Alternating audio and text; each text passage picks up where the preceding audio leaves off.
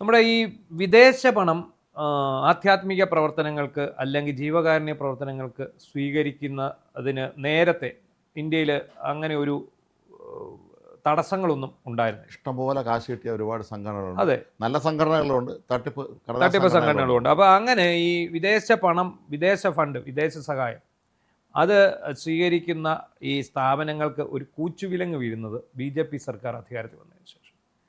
അപ്പോൾ അതിനു മുമ്പ് കോൺഗ്രസ് സർക്കാരിൻ്റെ കാലത്ത് ഇവിടേക്ക് വരുന്ന ഈ ഫണ്ട്, വിദേശ ഫണ്ടിന് യാതൊരു കയ്യും കണക്കുമില്ലായിരുന്നു, ആർക്കെന്തും ചെയ്യാം. അത് ഈ ഫോറിൻ എക്സ്ചേഞ്ചും അതായത് വിദേശകാര്യ മന്ത്രാലയം വഴിയും ആഭ്യന്തര മന്ത്രാലയം വഴിയും അറിഞ്ഞു വേണം ഈ പണം വരാൻ എന്നുള്ള ഒരു നിയമം മാത്രമാണ് അന്ന് ഉണ്ടായിരുന്നത്.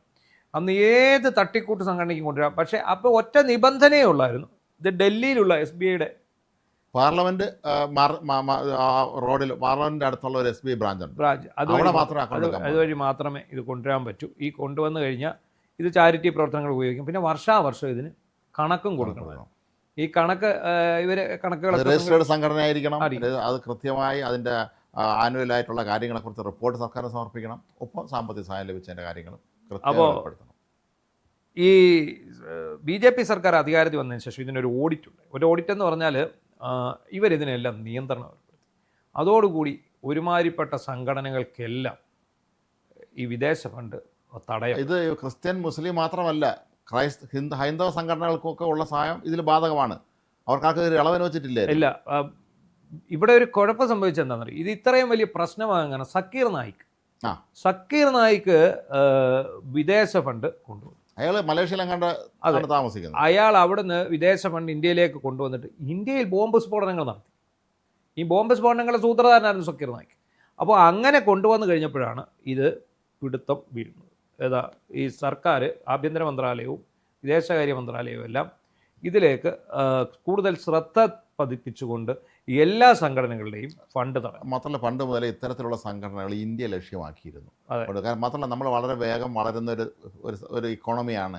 നമ്മളെല്ലാം പ്രതിരോധ മേഖലയിൽ മുന്നിലാണ്. ഇന്ന് നമ്മൾ ലോകത്തെ ഏറ്റവും പ്രധാനപ്പെട്ട രാജ്യങ്ങളിലൊന്ന് ഉയർന്നുകൊണ്ടിരിക്കുമ്പോൾ അതിനെ തകർക്കുക എന്നുള്ളത് ഇവരുടെയൊക്കെ പ്രഖ്യാപിത ലക്ഷ്യങ്ങളിലൊന്ന് തന്നെയാണ്. അല്ല, പണ്ട് ഓർക്കുന്നുണ്ട്, നമുക്ക് ഈ അമേരിക്കയിൽ നിന്ന് ഉപ്പുമാവ് നമ്മൾ സ്കൂളിൽ പഠിക്കുന്ന സമയത്ത് വരുമായിരുന്നു. അത് ഞാനിപ്പോഴും ഓർക്കുന്നുണ്ട്. ഞാനൊക്കെ 1ാം ക്ലാസ്സിലും 2ാം ക്ലാസ്സിലും ഒക്കെ പഠിക്കുന്ന സമയത്ത് ഞങ്ങൾ അവിടെയുള്ള ഈ പള്ളി സ്കൂളുകളിൽ എല്ലാം ഈ അമേരിക്കയിൽ നിന്നുള്ള അമേരിക്കൻ മാവെന്നൊക്കെ അമേരിക്കയിൽ നിന്ന് ഉപ്പുമാവിനുള്ള റവയും അതുപോലെ തന്നെ വേറെ എണ്ണയും ഇതൊക്കെ വരുന്ന ഒരു സമയമുണ്ട്. അതിനൊന്നും ഒരു കൈയും കണക്കുമില്ല. അതിപ്പോൾ വരും. അപ്പോൾ എല്ലാ ദിവസവും അവരവിടുന്ന് ഉപ്പുമാവ് ഉണ്ടാക്കി കുട്ടികൾക്ക് വിതരണം ചെയ്യുന്ന ഒരു സംവിധാനമുണ്ട്.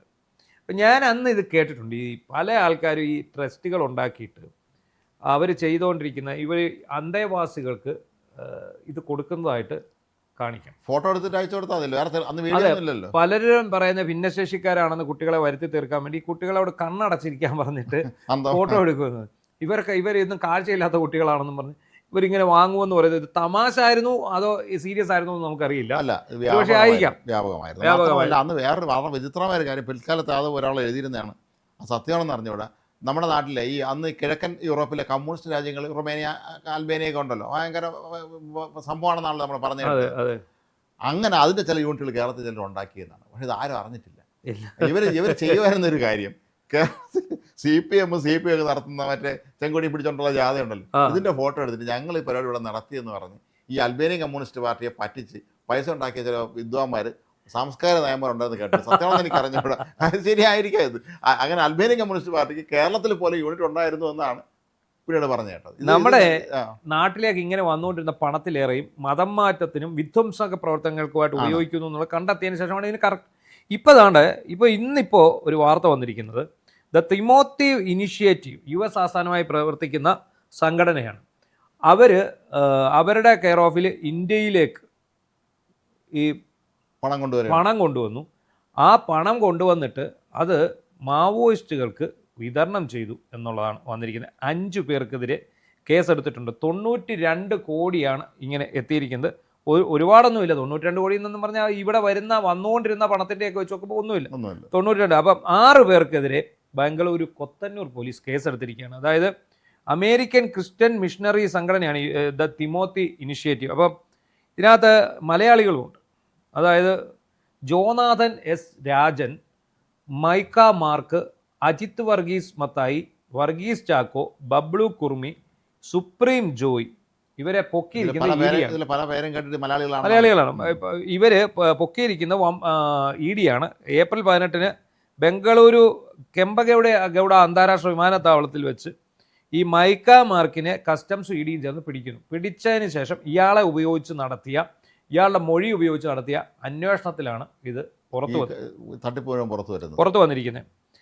അപ്പോൾ ഇയാളുടെ കയ്യിൽ 24 വിദേശ ബാങ്കുകളുടെ ഡെബിറ്റ് കാർഡ് ഉണ്ട്. അപ്പോൾ ഇപ്പോഴത്തെ നമുക്കറിയാം, ഇപ്പം വിസയുടെ മാസ്റ്റർ കാർഡ് ഇത് എവിടെ വേണേലും നമുക്ക് ഉപയോഗിക്കാൻ പറ്റും. അപ്പോൾ അത് ഉപയോഗിച്ച് ഇയാളെ കസ്റ്റഡി എടുത്തു. അപ്പോൾ 1000-ലധികം വിദേശ ഡെബിറ്റ് കാർഡുകൾ ഇന്ത്യയിൽ ഇവർ വിതരണം ചെയ്തിരിക്കുകയാണ്. സുഖമായിട്ട് ഓരോരുത്തർ പോയി വലിച്ചിട്ട് അപ്പോൾ അവരെന്താണ്, അപ്പോൾ ഇത് RBI ചട്ടങ്ങളെല്ലാം കാറ്റിൽ പറത്തിക്കൊണ്ട് ഇവർ 2025 നവംബർ മുതൽ ഈ കഴിഞ്ഞ ഏപ്രിൽ വരെ, അതായത് കഴിഞ്ഞ നവംബർ മുതൽ ഈ കഴിഞ്ഞ ഏപ്രിൽ വരെ ഇവർ 92.55 കോടി രൂപ കുറഞ്ഞൊരു കാലയളവിൽ ഇത്രയും പൈസ വന്നിരിക്കുകയാണ്. പലരെ കൊണ്ട് വലിപ്പിക്കുക. നമുക്കറിയാമല്ലോ, ഒരു ATM കാർഡ് കൊണ്ട് നമുക്ക് പരമാവധി വലിക്കാവുന്ന 25,000 രൂപ അല്ലേ, അത്രയേ ഉള്ളൂ. അപ്പോൾ ഇത് ഇങ്ങനെ 1000-ഓളം ഡെബിറ്റ് കാർഡുകൾ കൊടുത്തിട്ട് ഇവരെ കൊണ്ട് വലിപ്പിച്ചിരിക്കുകയാണ്. അപ്പോൾ ഇത് പിൻവലിച്ചല്ലോ, ഇത് പല ആൾക്കാർ പിൻവലിച്ചു. ഇത് ED മൈക്ക മാർക്ക് എന്ന് പറയുന്നവനെ കസ്റ്റഡിയിൽ എടുത്ത് ചോദ്യം ചെയ്യുമ്പോഴാണ് ഇത് അറിയുന്നത്. അതിനുശേഷം ഈ പണം കണ്ടെത്തണമല്ലോ, ഇത് എങ്ങോട്ട് പോയി? ഇവർ ഇന്ത്യയിലെ ബാങ്കുകളിൽ നിന്ന് ATMകളിൽ നിന്ന് പിൻവലിച്ച പണം ഇത് എങ്ങോട്ട് പോയി എന്നുള്ളത് ചെലവഴിച്ചു എന്നുള്ളത് വളരെ പ്രധാനപ്പെട്ട കാര്യം. അതെ, അത് കണ്ടെത്തണം. അപ്പോൾ അതിനുവേണ്ടി അന്വേഷിക്കുമ്പോഴാണ് അറിയുന്നത് കർണാടക, ഛത്തീസ്ഗഡ്, അസം എന്നീ സംസ്ഥാനങ്ങളിലെ തീവ്ര മാവോവാദി മേഖലകളിലേക്കാണ് ഈ പൈസ പോയിരിക്കുന്നത്. ഛത്തീസ്ഗഡ് എന്ന് പറയുന്നത് തന്നെ നമുക്ക് ഊഹിക്കാം, ഇന്ത്യയിൽ ഒരുപക്ഷെ ഏറ്റവും അധികം മാവോയിസ്റ്റുകൾ പ്രവർത്തിക്കുന്ന സംസ്ഥാനങ്ങളിലൊന്ന് ഛത്തീസ്ഗഡാണ്. വ്യാപക തോതിൽ അവരവിടെ ആക്രമണം നടത്തുന്നത്. മാത്രമല്ല, ഇവർ കാട്ടിനകത്ത് താമസിക്കുന്ന ഇവർക്ക് യൂണിഫോം വാങ്ങാനും ആയുധം വാങ്ങാനും പിന്നെ പണം എവിടെ നിന്നാണ് കിട്ടുന്നത്? സ്വാഭാവികം, വേറെ ഒരു ജോലിക്ക് വരെ പോകുന്നതുമില്ല. അപ്പം ഇത് മൊത്തം പൈസ ഈ മേഖലയിൽ പോയിരിക്കുന്നു. ഭീകരവാദ പ്രവർത്തനം ഉപയോഗിച്ചെന്ന് കണ്ടെത്തി ഇവർക്കെതിരെ കേസെടുത്തു, UAPA ചുമത്തുകയാണ്. പക്ഷേ വേറൊരു കളി ഇതിനിടയ്ക്ക് നടന്നു. ഈ ബാങ്കുകളുടെ സെർവറിൽ നിന്ന്, അതായത് വിദേശ ബാങ്കുകളുണ്ടല്ലോ, വിദേശ ബാങ്കുകളുടെ സെർവറിൽ നിന്ന് ഇവന്മാർ മൊത്തം സാധനം ഡിലീറ്റ് ചെയ്തു. ഇതിന്റെ ഡീറ്റെയിൽസ് മുഴുവൻ ഡിലീറ്റ് ചെയ്തു. ഇന്ത്യയിൽ പിടിച്ചു എന്ന് മനസ്സിലായപ്പോൾ അത് മൊത്തം ഡിലീറ്റ് ചെയ്ത് കളഞ്ഞു. വിവിധ ബാങ്കുകളുടെ സെർവറുകൾ അടിയന്തരമായി വിദേശത്തിരുന്നുകൊണ്ട് തന്നെ ഹാക്ക് ചെയ്യുകയാണ്. ഒന്നാലോചിച്ച്, ഇപ്പോൾ നിലവിൽ ഇവർക്കെതിരെ ഭീകരവാദ ഗൂഢാലോചന, വഞ്ചന, വ്യാജരേഖ ചമയ്ക്കൽ, ഇലക്ട്രോണിക് രേഖകളുടെ ദുരുപയോഗം, നിയമവിരുദ്ധ പ്രവർത്തനങ്ങൾക്ക് ഫണ്ട് കണ്ടെത്തൽ, ഭീകരവാദ തീവ്രവാദ വിരുദ്ധ നിയമം, ഇതെല്ലാം അനുസരിച്ചാണ് കേസ് രജിസ്റ്റർ. ഇവന്മാർ മൊത്തം മുങ്ങിയിരിക്കുകയാണ്. 6 എണ്ണം മുങ്ങിയിരിക്കുകയാണ്. 6 എണ്ണം മുങ്ങി. ഒരുത്ത മാത്രമേ ഇപ്പോൾ കസ്റ്റഡിയിലുള്ളൂ. ഒരുത്ത മാത്രമേ ഉള്ളൂ. 5 എണ്ണവും മുങ്ങിയിരിക്കുകയാണ്. ഡിലീറ്റ് ചെയ്ത് കളഞ്ഞാൽ ഇതിൻ്റെ ഇത് വിദേശ ബാങ്ക് ആണെങ്കിൽ നമുക്ക് അത്ര എളുപ്പമായിരിക്കില്ല കാര്യങ്ങൾ. അല്ലെങ്കിൽ ഇന്ത്യൻ എംബസിക്ക് ഇടപെട്ട്, നമ്മുടെ ഇന്റർപോളൊക്കെ ഇടപെട്ട് അത് ഇതിൻ്റെ പിന്നിൽ ഒരു ക്രൈം നടന്നിട്ടുണ്ടെന്ന് പറഞ്ഞു പോകണമെങ്കിൽ അത് ട്രൈ എടുക്കാൻ പറ്റും. അത്രേ ഉള്ളൂ. എന്താണെങ്കിലും ഞെട്ടിക്കുന്ന വസ്തുതയാണ്. ഒരുപാട് കാലമായിട്ട് ഇവിടെ നന്നായ രീതിയിൽ പ്രവർത്തിക്കുന്ന സന്നദ്ധ സംഘടനകൾക്ക് പോലും വിദേശ പണം കൊണ്ടുവരാൻ കേന്ദ്ര സർക്കാർ അനുവദിച്ചിട്ടില്ല. ഒരുപാട് സംഘടനകളുണ്ട്, നല്ല ക്രിസ്ത്യൻ മിഷണറിമാർ നടത്തുന്ന നന്നായിട്ട് പോകുന്ന സംഘടനകളുണ്ട്, അതുപോലെ ഹൈന്ദവ സംഘടനകളുണ്ട്. ഇവർക്കൊന്നും വിദേശ പണം സ്വീകരിക്കാൻ ഇപ്പോൾ അനുവാദമില്ല.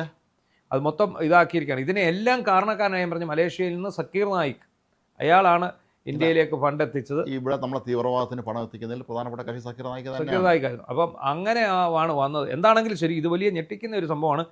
ഇത് നമ്മളെ സംബന്ധിച്ച് ഏറ്റവും വലിയ ഞെട്ടൽ എന്ന് പറഞ്ഞാൽ, സാധാരണ ഈ തീവ്രവാദി സംഘടനകൾക്കാണ് പണം പോകുന്നത്. മതപരിവർത്തനത്തിനൊക്കെ ഉപയോഗിക്കാം. ഇത് പക്ഷേ ഇപ്പം ഇത് പോയിരിക്കുന്നത് കണ്ടില്ലേ? ഇത് ഇപ്പം ഈ പണം പോയിരിക്കുന്നത് മാവോവാദികൾക്കാണ്. കാരണം ആ തീവ്രവാദം പലതരത്തിലുണ്ട്. രാജ്യത്തിന് പുറത്തു നിന്നുള്ള തീവ്രവാദം, രാജ്യത്തിനുള്ളിൽ തന്നെയുള്ള തീവ്രവാദം. രാജ്യത്തിന് പുറത്തു നിന്നുള്ള തീവ്രവാദികളാണ് നമ്മുടെ പകൽഹാമിലൊക്കെ കയറി വെടിവെക്കുകയൊക്കെ ചെയ്തത്. ഇവിടുത്തെ പ്രശ്നം എന്താണ്? രാജ്യത്തിനകത്തു നിന്നുള്ള തീവ്രവാദമാണ് ഈ പറയുന്ന നക്സലിസം, മാവോയിസം. ഇതെല്ലാം അങ്ങനെ ഈ മാവോയിസ്റ്റുകൾക്ക് ഈ പണം എത്തിച്ചു കൊടുക്കുന്നു. അവർക്ക് അതുവഴി ആയുധങ്ങൾ പർച്ചേസ് ചെയ്യാൻ സാധിക്കുന്നു. അവരുടെ ഈ ഓരോ ദളങ്ങൾ അവർക്ക് കൃത്യമായിട്ട് കൊണ്ടു നടക്കാൻ സാധിക്കുന്നു. അപ്പോൾ എന്തൊക്കെയാണെങ്കിലും ഇത് ദേശവിരുദ്ധ പ്രവർത്തനങ്ങൾ. കേരളത്തിൽ ഏറെ ശ്രദ്ധിക്കേണ്ടതാണ്. പിടിച്ചത് ബാംഗ്ലൂരിലാണ്. കാരണം കേരളം ഇത്തരത്തിലുള്ള ആളുകളുടെ ഒരു വലിയ സ്വർഗ്ഗഭൂമിയാണ്. അതെ, അവർ മാത്രമല്ല നമ്മുടെ നാട്ടിലെ വലിയ വിഭാഗം സാംസ്കാരിക നയന്മാരും മറ്റവർക്ക് പിന്തുണയായിട്ട് രംഗത്തെത്തിയത്. ഇനി കേരളത്തിൽ ആരെങ്കിലും നാളെ മാവോയിസ്റ്റ് ബന്ധത്തിൻ്റെ ഈ പണം കൈപ്പറ്റുന്നതിൽ പിടിക്കുകയാണെങ്കിൽ ഇവരെല്ലാം കൂടെ ഇറങ്ങി മെഴുകി എത്തിക്കും തിരുവനന്തപുരത്ത് വൈകുന്നേരത്ത്. ഇവരിപ്പോൾ പറയാൻ പോകുന്നത് എന്തായിരിക്കും, ഇവരെ പിടിച്ചു കഴിയുമ്പോൾ ഞങ്ങളത് അവിടുത്തെ പാവപ്പെട്ടവർക്ക് കൊണ്ട് പൈസ കൊടുത്തു, ഇത് മാവോവാദി മേഖലയായിരുന്നു, ഞങ്ങൾക്ക് അറിയില്ല എന്നേ ഇവർ പറയത്തുള്ളൂ.